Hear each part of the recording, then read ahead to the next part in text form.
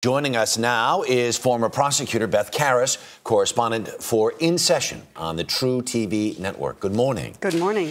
This whole idea of him crying to his mother and saying, my confession was coerced, any chance that that confession doesn't stand up?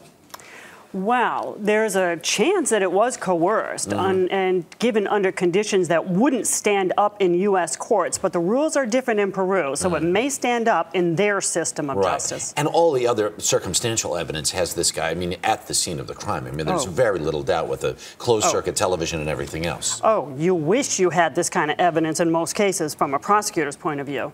But let's talk about this idea of them taking him back to the scene of the crime.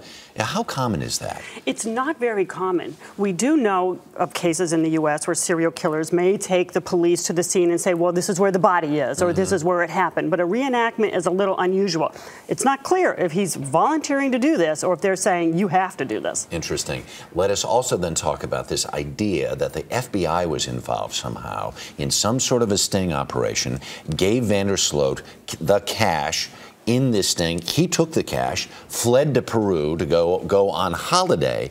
Is it possible that that money that came from the FBI could end up compromising the prosecution of his murder case? Well, it's certainly going to be part of the evidence. Whether it will compromise it, probably not. But it is an interesting twist in the case because the reports are that Beth Holloway wanted the FBI to charge him, to get him extradited from Aruba. The Aruban authorities said he's going to flee, but they didn't have the charges filed yet in the U.S., and so then he went to Peru. Because he had, in that several-day gap, that's when he took off and fled the country. Yes. I mean, it's really kind of gangs that can't shoot straight sort of circumstances, it sure sounds like. Who knew that he was going to do that? I mean, the U.S. authorities could not have foreseen this was going to happen. On the other end of this, assume he gets prosecuted in Peru.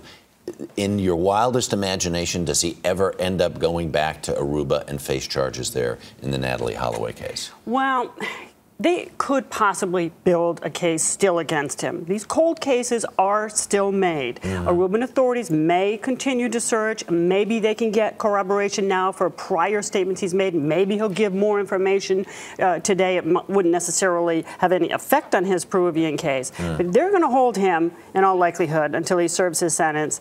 Maybe Aruba will get him, and maybe someday the U.S. will get him. Well, there's some small justice, at least, that he's in custody. Beth, thanks so much. My pleasure. Appreciate it.